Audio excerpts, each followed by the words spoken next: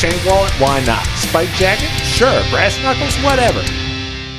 What's going on, metalheads? Thank you all for tuning into this week's episode of the Metal Forge. My name is Mark Jackson, and I am your host. This week we have some desert music here in the Metal Forge. And with Mr. Brad Frye, you might know him from Red Mesa Desert Records, but that's not why he's here today. Well, kind of Desert Records. I mean, you're putting out your own thing, I guess, right? Yeah. But he actually just came out with an album about it's his love letter to New Mexico, is what it says in the email, and I love that. It's one of my favorite lines in any movie is, "Play something else, will you please?" That's desert music, man. It's desert music, man. And it's, you know, and I've always loved that. But, dude, before we get into all the music talk, how are you doing, Mr. Brad Frye? It's good, man. It's the first interview I've done in a year. I've been sort of reclusive. I moved my family to Washington State, so I'm no longer in the desert. Oh, wow. After 15 years in Albuquerque, it was a good run. And I've been... You know, I built a yurt. We've been living in a yurt, and you know, put my kid into kindergarten up here, and I've been working out here, living out in a rural area in Western Washington, sort of in between Bremerton and Tacoma. Okay. Now, with current events to today, not as the time we're releasing this, might be still. Did you all? Are you all affected by any of the fires out there? I mean, have they been near you or anything like? Did you all have to evacuate? As of today of this interview, we are seeing smoke, but this area where we're at is not Eastern Washington. It's the Spokane area that has bad fires, and we're on the other side of the state. Okay. Yeah. Okay. So we're fine. It's just we're starting to see the smoke today. Sure. Yeah, Amy Carlson from Solicitor was posting some pictures today, and I believe she's over in Seattle, and was posting pictures of the haze that she was seeing out there. And just, you know, my heart goes out to everybody that has to deal with that. I know what it's like to lose everything you have in a house fire. So, I mean, when it's something that's a wildfire at that's because of some asshole that didn't clean up their campsite or some shit, or just somebody out there starting fires just because, or whatever the case may be. You know, it's like Smokey says, only you can prevent forest fires. You know, That's right. Smokey knows. Absolutely. Did you know that was voiced by Sam Elliott, by the way? Amazing, dude. I love Sam Elliott. Yeah, it's like I didn't know that, and he was like, well, apparently you know, and like talking in this interview that I saw, totally rad stuff. But you said you were in Albuquerque, and you lived in Albuquerque for 15 years. Okay, so I'm a big Breaking Bad and Better Call Saul fan. I'm sure, you know, you get all of when you were there, it's like you probably had people come in and want to know where they could go to see places that were like, where's the car wash, or where's Walter and Skylar's house and all that. I actually I was a bicycle tour guide for 8 years, and one of the tours that we did was a Biking Bad tour. Oh, wow. That's wild. So we would we'd see the car wash, and we would bike to Jesse's house. Okay. And we were on the other side of town from where we could bike. It would be way too far to bike to Walter's house, but there's all kinds of like smaller for the nerds, you know, the Breaking Bad nerds. Oh yeah. Like I said, you know, you get the ones in there that are like into it on a tabloid level, like they are with the Sopranos and stuff. Yeah. And where you're going by, that's where, you know, dude got clipped. The doghouse, we'd cruise over by the doghouse where Jesse bought a gun behind there, and the Route 66 montage. It's in like season 1 or 2, where all the hotels where they're starting to cruise and create their territory, and you know, where I forget his name, but one of the characters early on got shot by the 12-year-old kid. Yeah, yeah, yeah, yeah. You know, we In that little like cross street yeah, deal. yeah, we Yeah, I bike. know. We it was all part of the route. It was cool.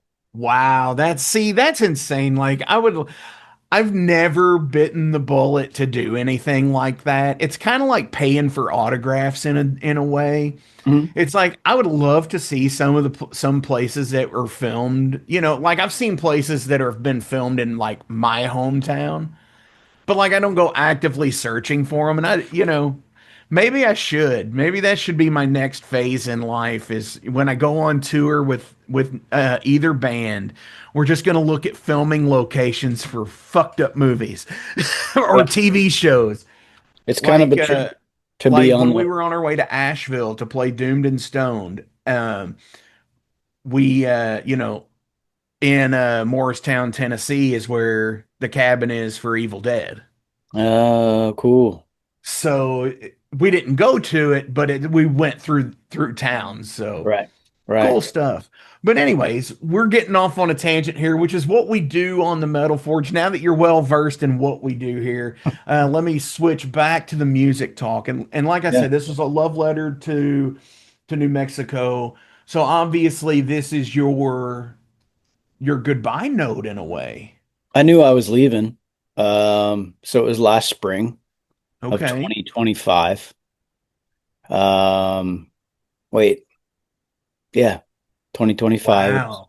It was basically late March, April, and May.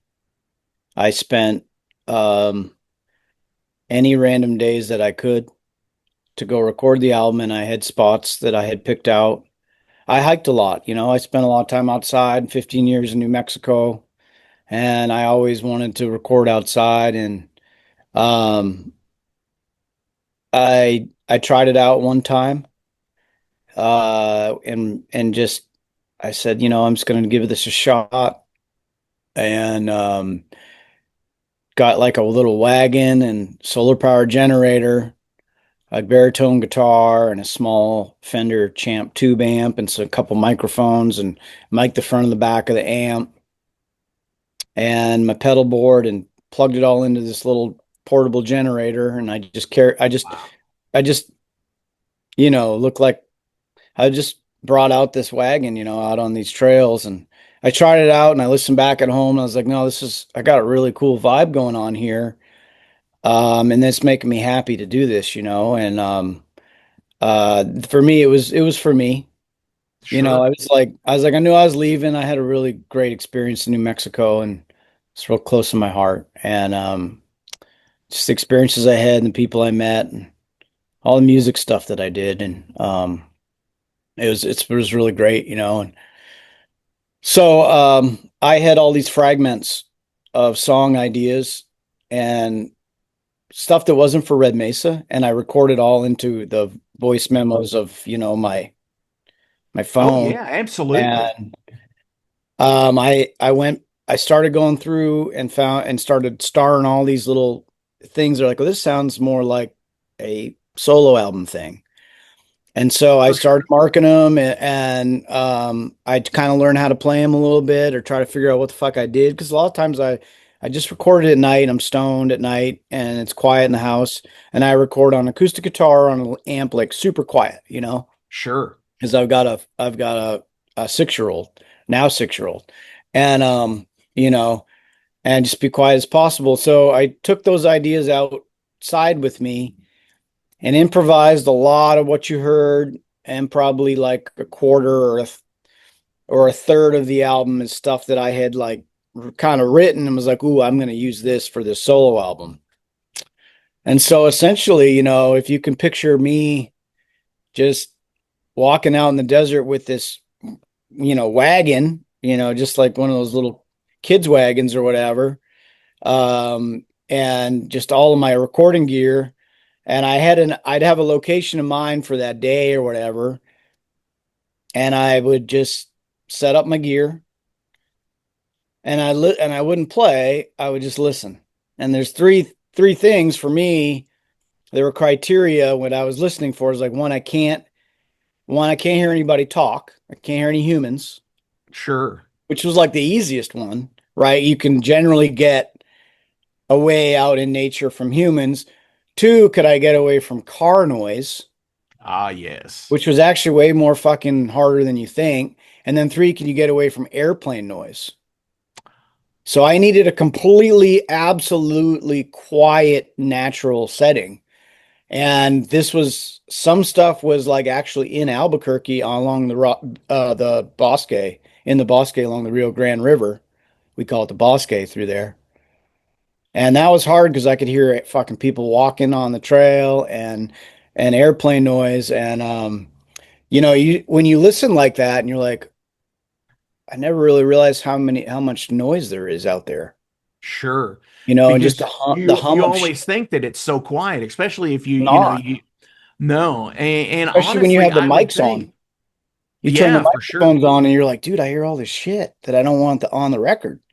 So those are my criteria to get started. And then um my Native American friends always tell me, you know, like if you're gonna go somewhere you've never been in nature or go for a hike or go off trail or do something, you know, ask for permission. And so I just asked for permission and waited and make sure there was like no signs. I was like, I shouldn't record here today.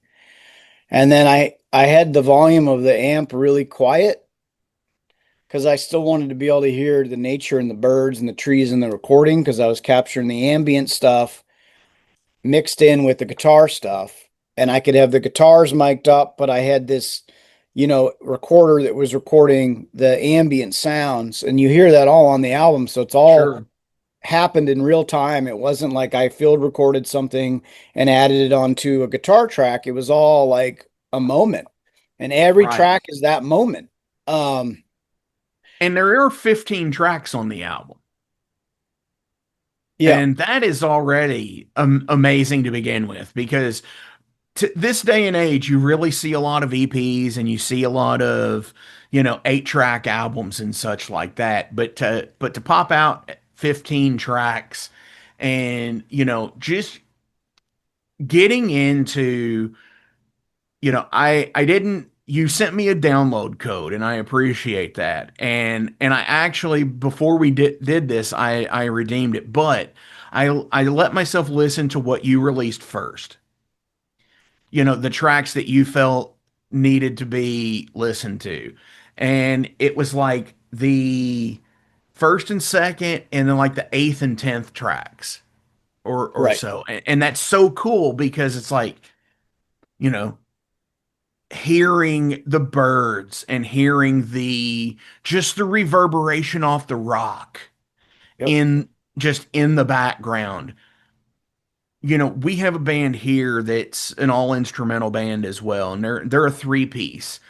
But, you know, the sonic quality that they create is really just like I felt that same thing seeing them and just listening to this because it's an experience. It's an immersive experience and I like that with music. I think that's ultimately what I think it's all about.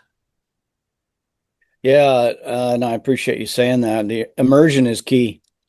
Sure. Um, And you know, and I got lost in it, but the 15 tracks, they're not long, you know, a lot of times the songs that I'm doing with Red Mesa or other bands or whatever, they're going to be long, six, seven, right.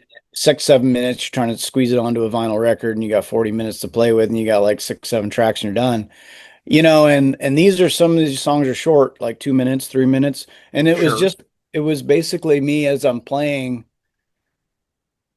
That was when it felt time to stop and shut up again in nature and just I didn't want to like being too invasive, you know. It sounds silly, but like that's for me how I always been. I was like, I never want to be that loud jackass out in the woods.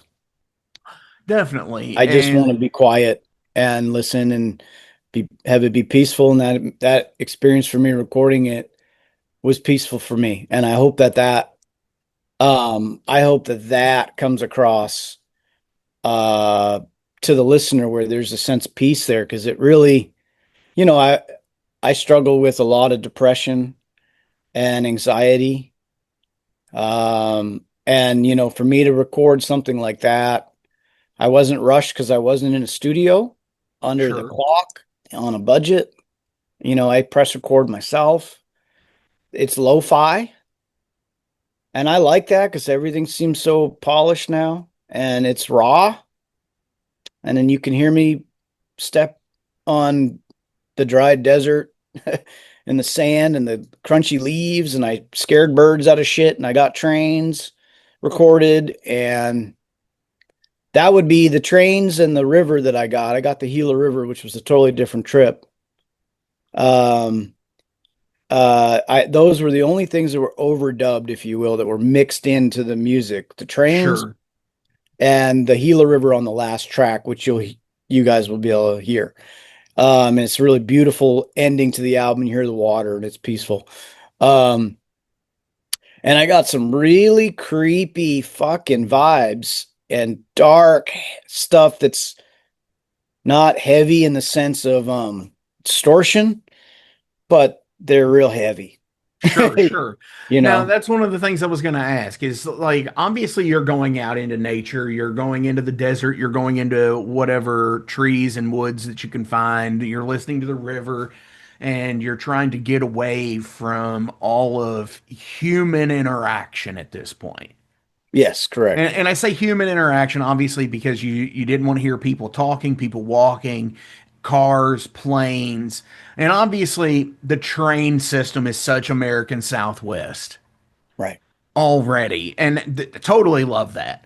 And but what's the weirdest experience that you had while doing this that just made you like, what the hell was that? Did you ever catch anything like that on tape Yeah. that you go back and listen to and you're just like, that's wild? Yeah. Two things. One, the third song, I think it's the third song on the album, is called Ghost Along the Bosque. Mm, And there's been a lot of human history in that section of the river where you had a lot of Native American tribes that lived in sort of different tribes that use the river for its resources. sure, Um, there's been a lot of human activity along the river in there, and I got just the while I was recording, I just got the creepiest vibes and feelings that I was capturing something a bit more supernatural on top of just a guitar playing. And that was that's why I named that song that. It's an ode to down, Ghosts Along the Mississippi too. sure. And it was just kind of cool. Well, And yeah, I then mean, we all bleed influence. right. And there was a track, and I think it's the second track where you can hear me at the end of the song.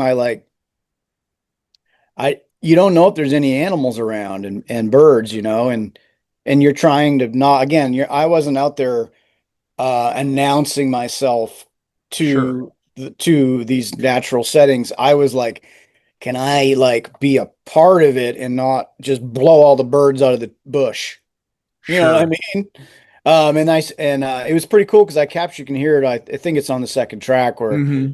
something I like scared something out of the bush while I was playing, and I Oh, ended the wow. track right there, and it was like I was like that was it. Uh, That's, you know yeah, overstayed your welcome.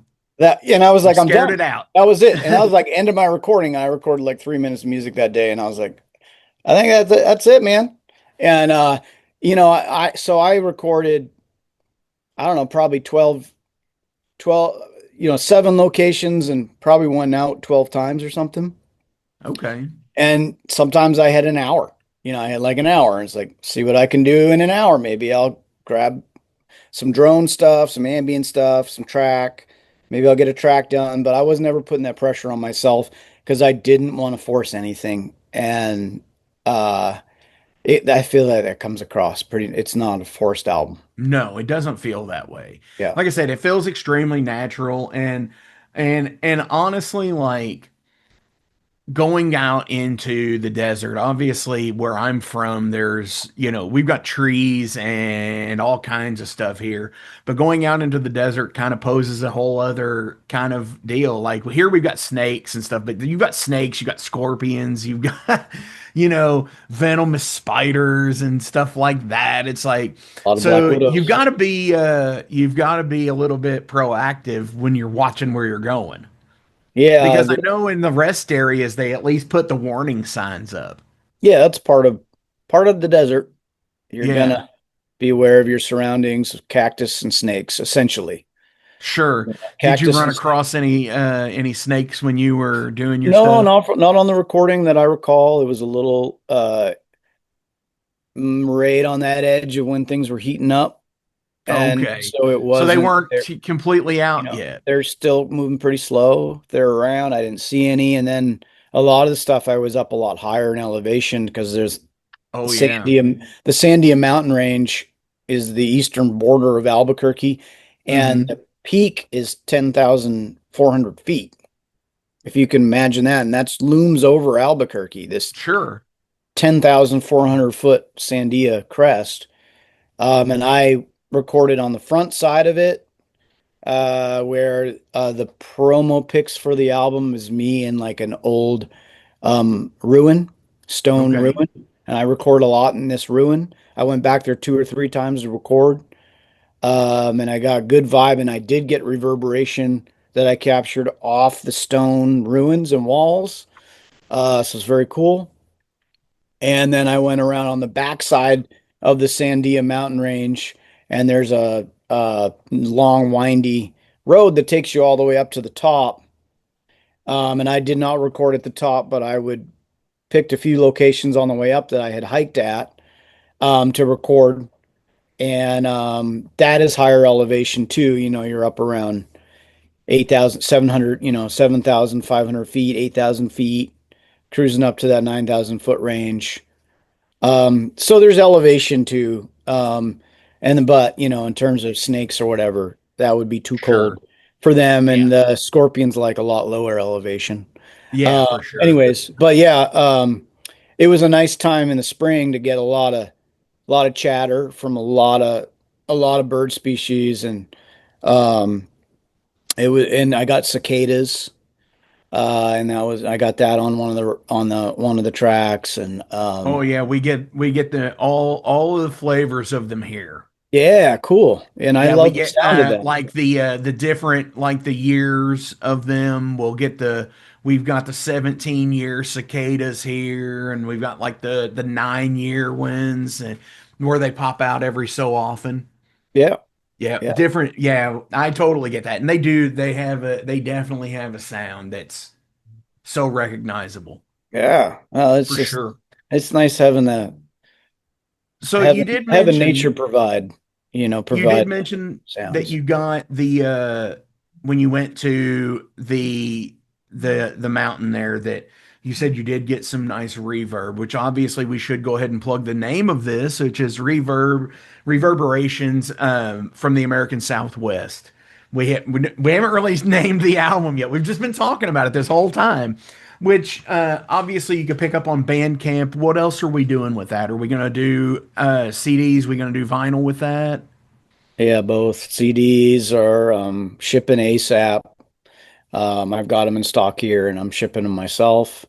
Okay. The pre-order started before the album came out, and got some good support there. So thank you guys. And I am doing something different for vinyl than I usually do with Desert Records. It's a vinyl on demand with Okay. Elastic Stage, and they're out of the UK, and that's vinyl on demand. So they press them when people order them, and I did that because instead of me fronting all the money for a vinyl pressing for a solo album, I felt like it'd be better to try something like this. So we're trying that out. Sure, And sure. you and I've used them before. okay, They're cool. so their quality is extremely good. I mean, for the cost. I mean, obviously it's a single deal, But when it comes to like the on-demand vinyl, I will actually say that the elastic stage stuff is far better than the Kunaki stuff. Cool. If you're Yeah. familiar with Kunaki. I've done Kanaki CDs, but Kunaki CDs are great, they're but great. the Yeah. vinyl is like they're lathe cut. Right. Yeah. No, no, no, no, no. I mean, which is cool for a like a one pressing, like if Yeah. you're gonna try it for like a master to Right. get an idea, but yeah, you don't you gonna at least Elastic Stage does press. So hell yeah, CDs, on demand vinyl. We always put links below, so I will have those down there for people to pick up a copy of. Um, so what does 26 have in store for you? We're already in August. What is the rest of 26 going to be for Brad Frye and Red Mesa? What are we doing with that? Because you said you moved, and I'm not sure what the whole deal is there. Are you all over the place anyway, or are you doing like a commute back to do tours? What's up with that?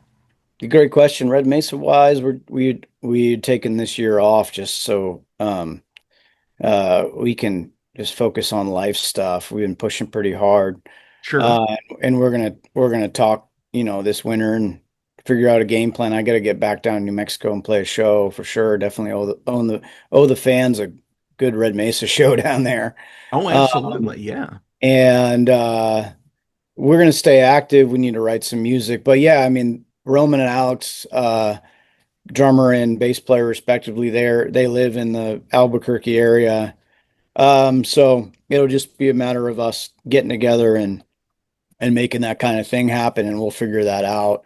Red Mesa's been a band now for 13 years, so Sure. I have no desire of like stopping that band. I mean, we've got a great fan base and we've got a lot of great music out, and it's it's been a it's really been a big part of my life especially last 10 years. Red Mesa's Sure. been a big part of my life, and for Oh, those guys absolutely. too. And so yeah, I'll make some announcements hopefully in 2027 about that. I started a new metal band that's sort of ocean and forest themed, called Mm. Across the Narrows, and we played a few shows already up here. We're a four piece. I'm playing guitar and singing. There's another guitars, bass, and drums, and it's, like watery, heavy, sludgy. It's very cool. So Hell across yeah. so across the narrows, we're working on writing a full length, and we'll put that out in 2027. And we're booking a bunch of shows this fall around the Northwest. And we'll fit in really good with the metal crowd. Yeah, the And PNW scene. oh I yeah, call it you almost have to call it the Pacific Northwest music yeah, because there's so many awesome bands from that area. And a lot of them are in between like Portland and stuff and Salt yeah. Lake, but like there's so many of them up there. And it is such a thriving scene. It's And great. yeah, Yeah. I think so many cool people that, I kick myself still because I haven't been out there and I need to. Oh, I think yeah. 27, so like with my scheduling and stuff, I think 27 is going to be that year for me. I'm going to go out there and Cool. do vacation if so, and Let me know. absolutely. Hell Yeah. yeah. So, getting into some general questions about you as a person, because that's what we like to do here. Music is fun, and it defines so much of our lives. But deep down, we're all people. We all hurt, we all bleed, we're all happy, we're all sad. And if you had a superpower, what would you want it to be?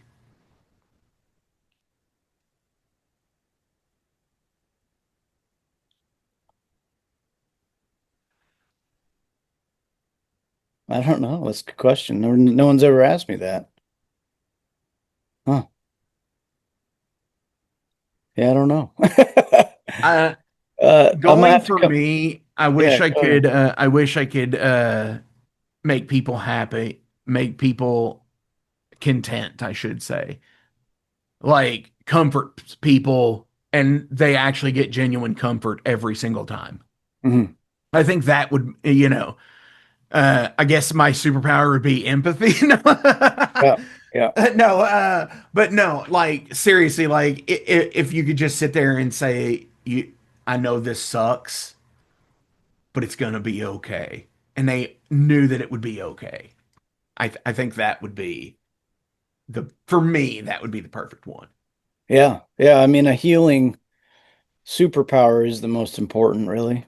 You It know, really is. I mean, because there's so much suffering, man. That's just all I see. Yeah. Oh, Um, absolutely. and I think that's why I do music to help heal myself, and maybe it helps somebody else. But um, yeah, I mean, some kind of healing superpower, I can dig that.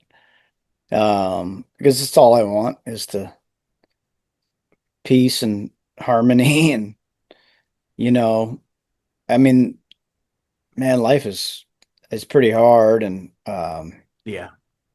everybody's dealing with different things, and um, I know we can go way into that, but we're not gonna, but yeah, No, some that's sort of no, you're absolutely right. the Everybody's ability fighting a the battle you ability to don't know anything heal. about. There's not a lot of healing happening right now. Yeah, it Uh, seems like some people's superpower is stupidity. And I think they actually have a lot. Ignorance, Especially, it's ignorance.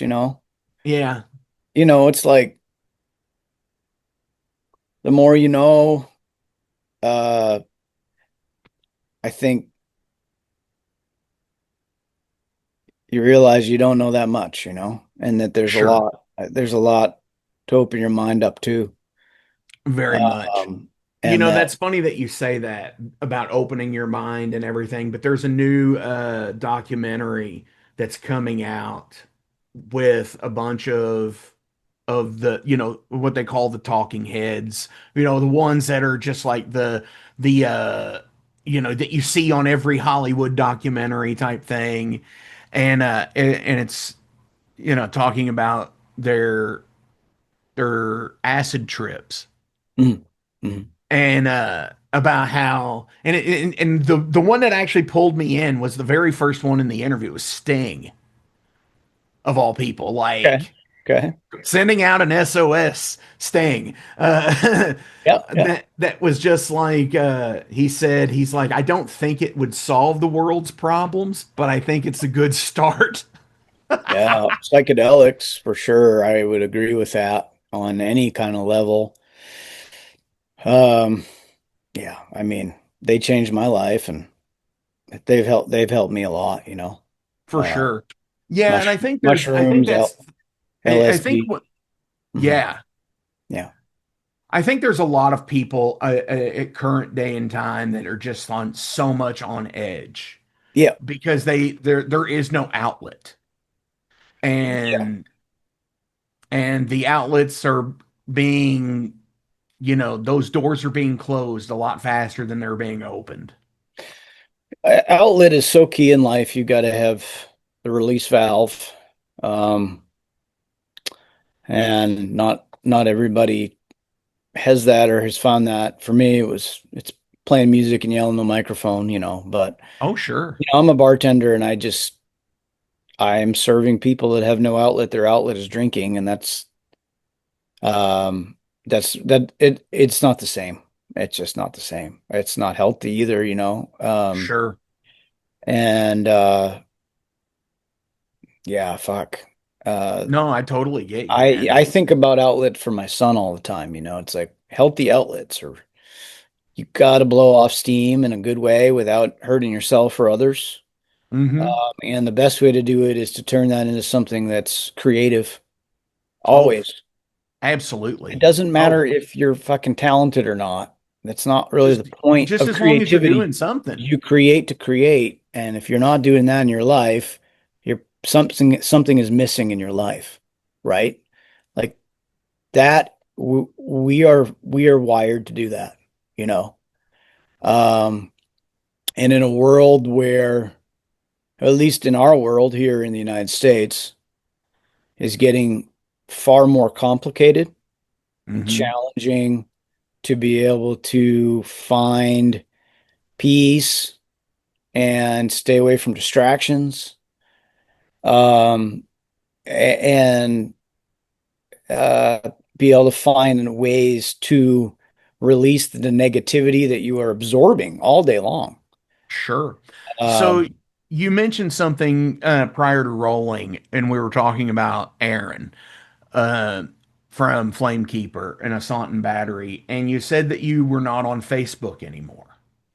Correct. Now, that where we're talking about the outlets and stuff like that, and the constant influence of everything that's going on and everything, how has that been for your mental health in the It's a last great since you question. got rid of it? I'd recommend anybody who isn't feeling it get the fuck off Facebook. It's changed me a lot for me because it took out a lot of the feed that was just I don't know, vile. Sure.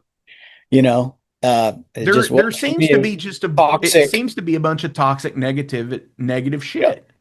And it's so easy to get wrapped up into it, and all of a sudden, wherever you're holding your phone in the world and you're reading it, you're transported into this world of negativity that is, what I call like the fourth dimension, the internet now, right? I mean, Yes. you got the physical world, and you got the mental world, physical dimension or dimension one, mental world dimension two, your spiritual world dimension three, and then now you have the fucking internet.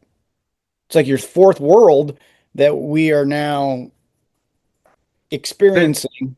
that's pretty And much all political theater.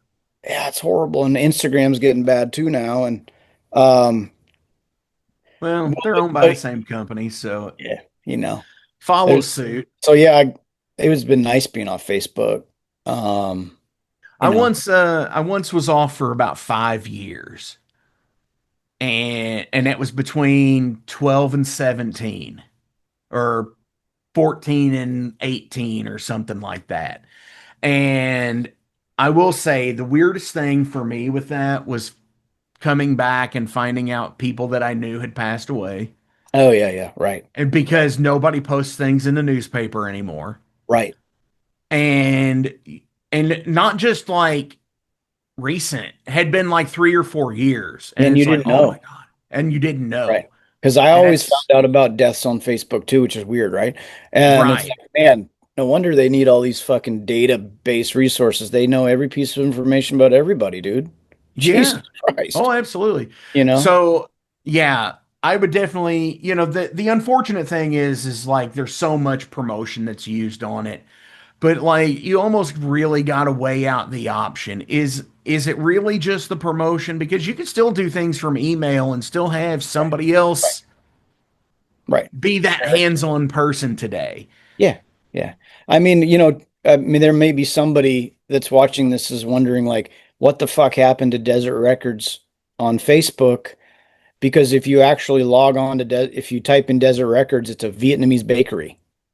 And what happened was, this just kind of came into part with me quitting Facebook a year ago. It was like my record label page got hacked, Oh shit. and Facebook doesn't have customer service, right? It's Sure. you can't talk to anybody. And I tried to like get him to be like, hey, this is my page. I created it. I'm the owner, and I can't get the page back. And I'm like, fuck this. Yeah. No sense on it anymore at all. If you could say it was just you, if you had 30 days off grid, obviously you have your recording stuff because you're a musician. But if you were to live off grid 30 days in the wilderness, where would you want to explore? Dude, it's a great question for me. I mean, fuck, dude. I grew up in the little, out in the country in Maine, and I'm I'd live So off you've grid. been everywhere, man. Just like Johnny Cash. Love that song. Yeah, dude. I've Uh, pretty much been everywhere in the continental United States except for the Pacific Northwest, and I've I been to mean, Montana. oh, okay, cool. That's Montana's the far Montana, Wyoming. Yeah, I've been farthest west. I've been to California, but I haven't been to Idaho, dude, Washington, or Oregon. Northwest is magical up here, dude, and it's magical. I lived in Missoula for a couple years when I was 19, 20, 21. So big shout out to Missoula, dude. It was a really good time in my life. Um, but you know where I would like to be? I'd like to be in ne Tibet or Nepal and be up in the Himalayas really high. Sure. One day I want to just go and have a fucking retreat. And I don't mean that in the sense of whatever maybe people think that is. I literally just want to sit there and do nothing for about a month Yeah. and just like try to Sleep like on the ground. just try to clear my mind and of the toxicity and everything.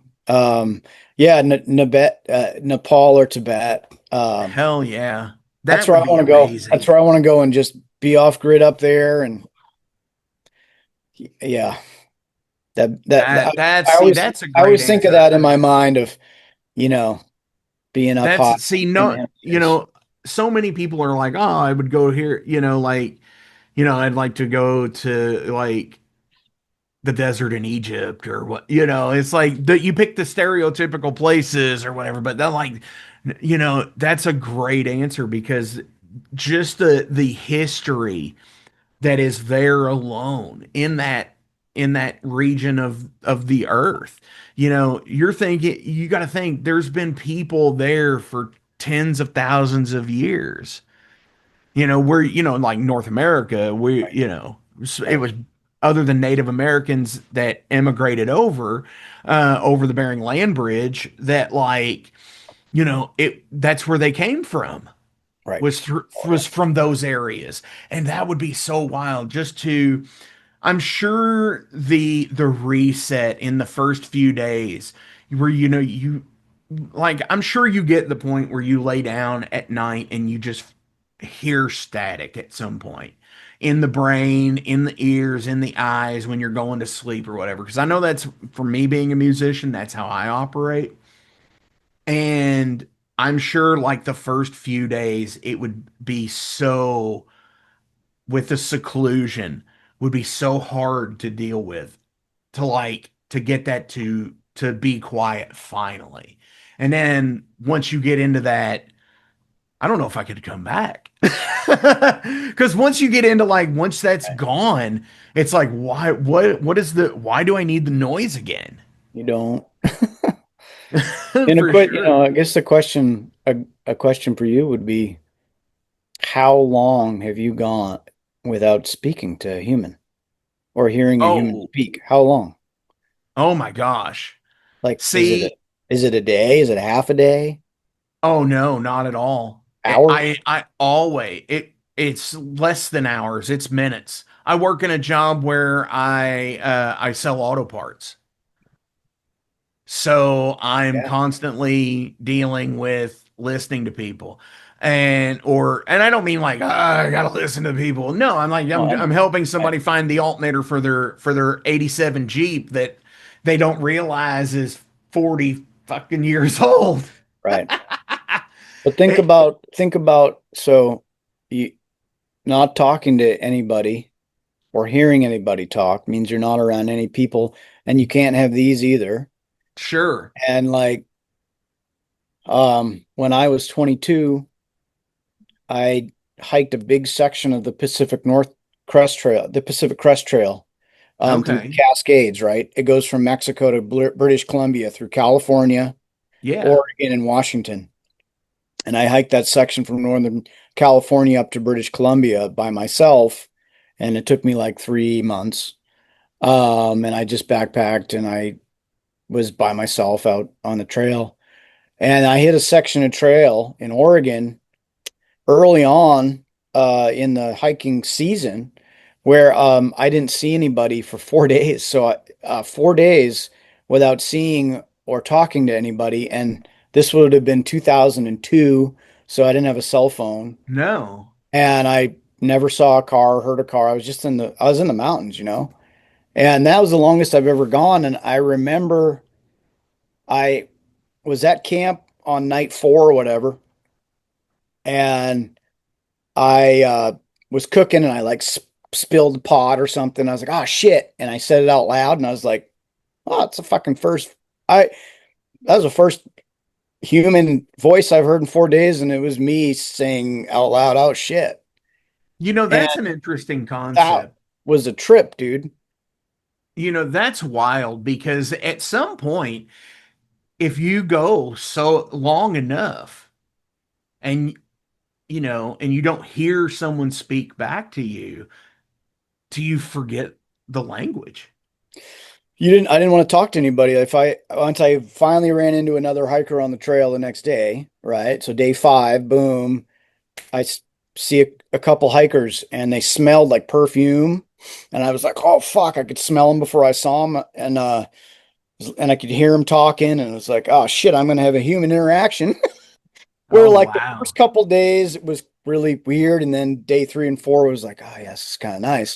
It was really peaceful. And I didn't want to talk to anybody. And anytime I'd hit a hiker or whatever, I just was like, you know, put my Nod, tip. no, Yep. just put my head down and go. I didn't want to say hi. And that was hard coming off an experience like that. And then coming back into living in Seattle at the time I was in the city, which was my Washington experience before I went to Albuquerque, and now I'm back in Washington. Um, I had a hard time Wow. integrating back into Reintegrating after spending 3 months on a trail. society, you know? I bet at some point you felt like Wolverine, like coming into town. Like, Uh, oh, people. yeah, basically. Something I'm like still that. like that at my day job. Oh So, yeah, yeah, you know. So dude, this has been awesome, Brad. I appreciate you taking the time of your day to do this. This has been an amazing conversation. Thank you for everything that you do with putting out albums, making music, and keeping the fire alive. Because thanks. that's why we have people like Aaron and Jason Gardner, Jason Roach, and now Lance Hall working with Flamekeeper along with myself is because keeping the metal flame alive and finding those people who are just as much as passionate about it as we are. Yep. And I appreciate you guys for everything you're doing for, music, modern And music. thank you for that. There's Um, there's not a before lot we, of, I'm sorry. just more people need to hear what's Oh, for people sure. putting out there, man. There's a lot of amazing music being made these days that no one's hearing. It's too Oh, for bad, sure. you know. That's one of the things that we were recently discussing at band practice about, the bands that you're aware of. You know, Imagine it's probably 100 or 1,000 times the bands that you're not aware of, Yep. even within your own scene.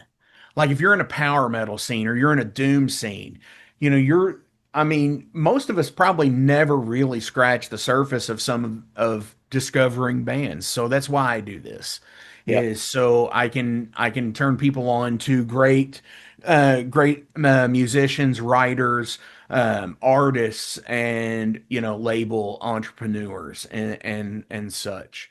So before we go today, is there anybody you'd like to shout out or anything else you'd like to promote? Well, I do want to thank Bernaldo Baca.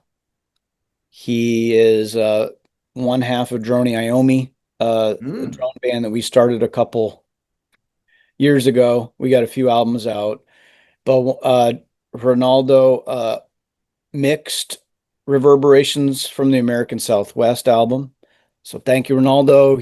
Me and him spent a lot of time making sure that the desert was still in the album. You know what I mean? sure. And I want to give a shout out to Al Jones for mastering it uh, at Laminal Studio up here in basically Bremerton. I met him recently. He's a great dude, really talented guy. And Diego Pani, he's the one that took all the photos. That's the album cover, the back cover, everything in the CD and the vinyl, and then a lot of the pictures that I took. He took those. Um, he is from Sardinia, and has a band out there, and he sings and plays harmonica, and he's awesome, dude. So I want to give a shout out to Diego and my wife and my son, because they they live with a fucking musician, and Yeah, and that's it's hard a enough as it balance for is. everybody, man.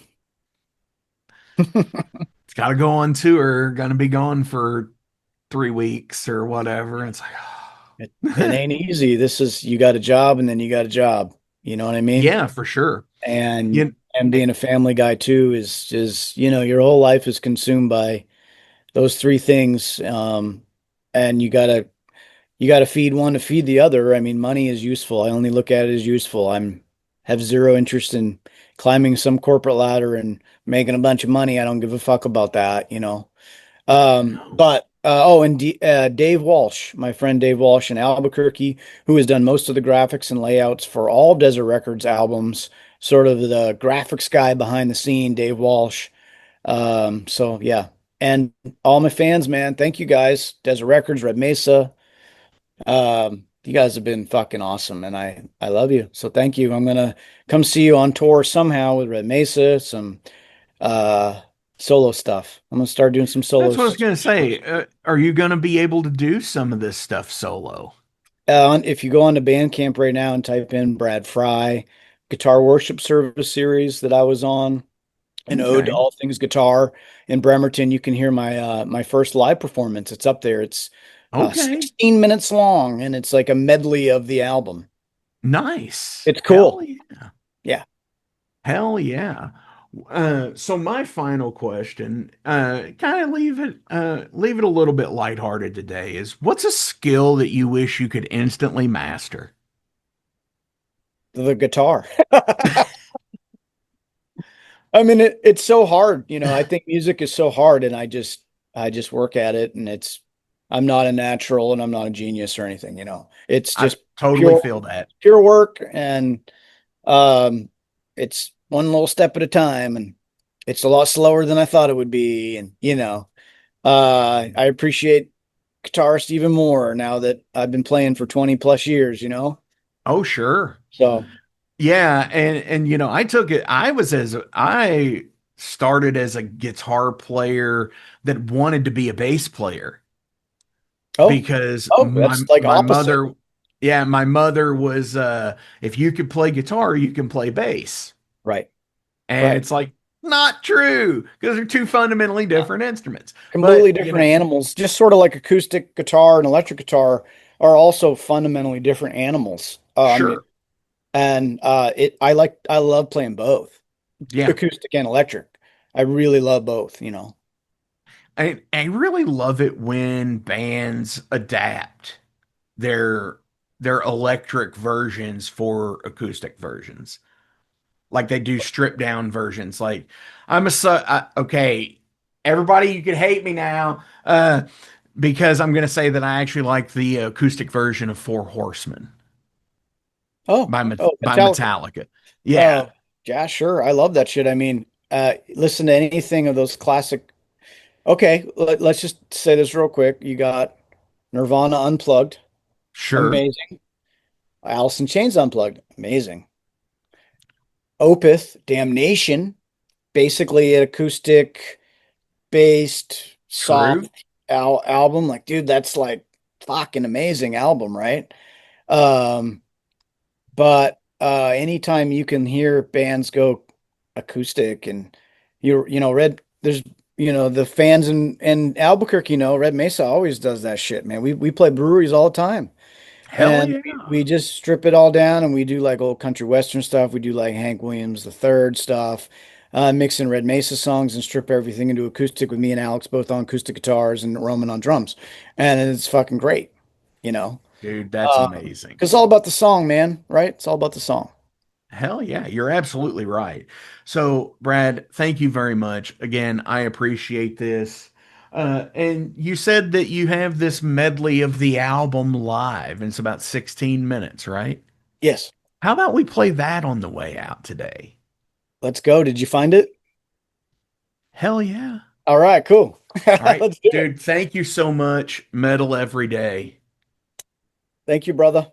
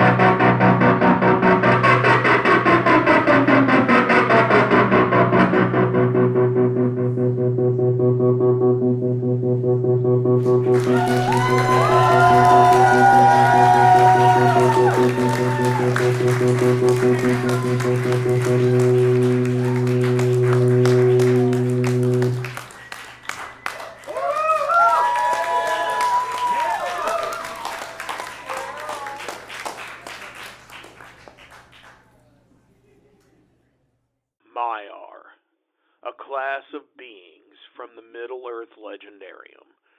Supernatural and angelic, as opposed to the Valar, they are the lesser Anar, who entered the cosmos of Ea in the beginning of time. You're late. A wizard is never late, Frodo Baggins. Nor is he early. He arrives precisely when he means to. Ice Hound! Perennial West. Music of the Mile.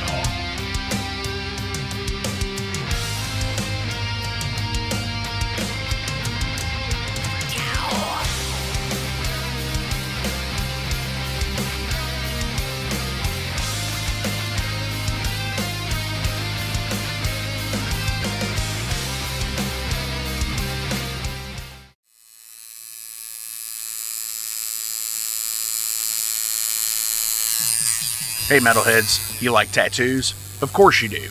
If you're in the Louisville, Kentucky area, come on over the bridge to Clarksville, Indiana, and get you some ink done at Ageless Art. If ink isn't your thing, they have a piercing studio as well. Visit agelessartclarksville.com to see some frequently asked questions, meet the staff. The shop is open Monday through Thursday, 12 to 8 p.m., Saturdays, 12 to 10 p.m., and Sundays, 12 to 6 p.m., all appointment-only spots. You can set up your appointments by phone at 812-283-1793 or email agelessarttattoondpiercing@gmail.com and someone will get you set up for your first or your next tattoo or piercing.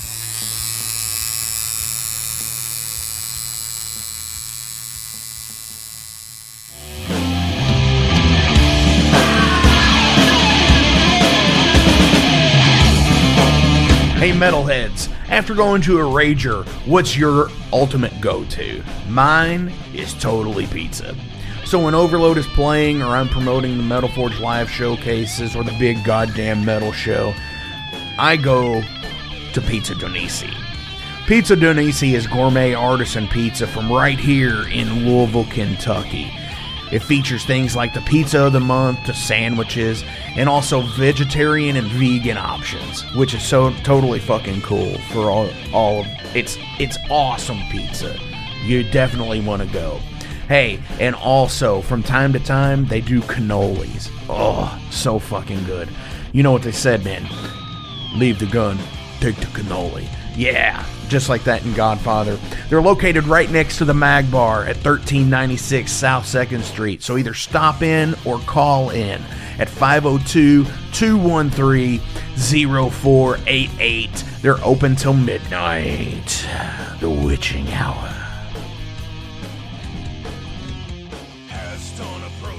Heineken? Fuck that shit! Pabst Blue Ribbon! Alright, metalheads, time to listen. That's right. Definite Metal Stomp, Awesome Brews, Pizza Next Door, check. Metal shows, double check. That's right. Mag Bar at 1398 South 2nd Street in Louisville, Kentucky. Friends of the Metal Forge for years. Get in there, get some drinks, get some pizza, see some bands, metal every day.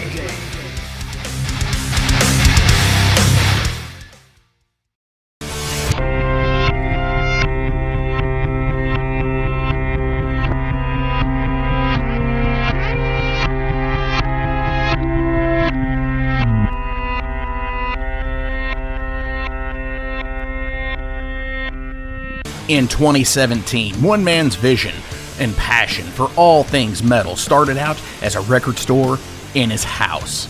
Years later, the fight against a mainstream empire continues as Shade Beast. An independent metal collective and online store based in Athens, Georgia, is the world's premier heavy metal brand for music heads that value authenticity over the mainstream acceptance. Featuring original t-shirts from some of the best underground artists, as well as stickers, posters from the Shade Beast Presents concert series. Unique, one-of-a-kind collectibles and small curated selection of vinyl and cassettes from the masters old and new. Visit shadebeast.com and enter promo code SithLord for free domestic shipping on your first order, whether you're a new customer or returning. And be sure to join the Shade Beast social groups on Facebook and the interwebs to keep up with the new release announcements and talk all things metal and Star Wars. You'll never find a more wretched hive of scum and filth.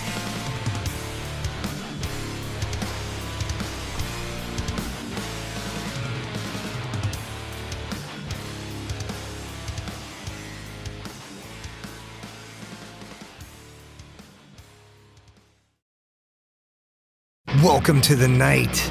You think you know Night Demon? Then the Night Demon Heavy Metal Podcast is for you. Step into the darkness as we peel back the curtain to give you an unprecedented, all-access look into the mind and the heart of the demon.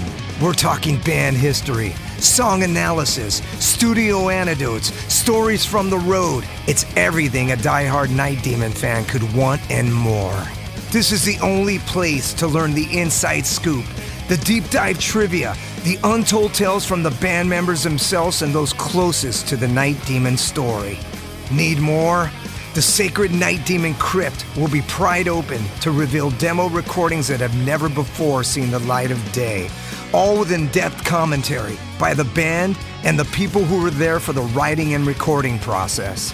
This is a gold mine, a treasure trove of all things Night Demon. Head over to nightdemon.net or wherever you listen to podcasts.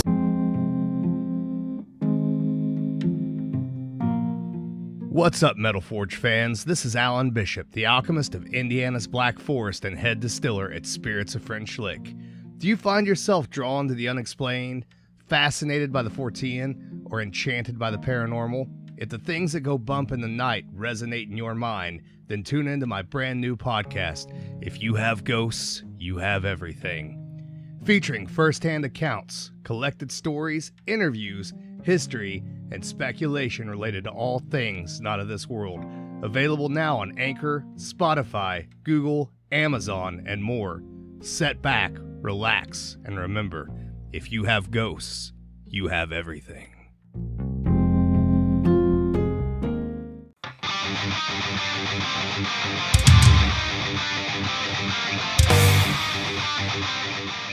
Hey, let me tell you guys about Mercenary Press. They're an independent London label and distributor of all things metal. Mercenary Press delivers the goods from their own independent zine. Trust me, you're going to want to get in on that. To distributing various bands from all over the world, including Cramp from Spain and Sadistic Force from Texas. Visit mercenarypress.bigcartel.com to find out what all they have in stock and what you can order. And for Metal Forge listeners, enter code MetalForge10 to receive a discount on your total purchase at mercenarypress.bigcartel.com. Check it out now.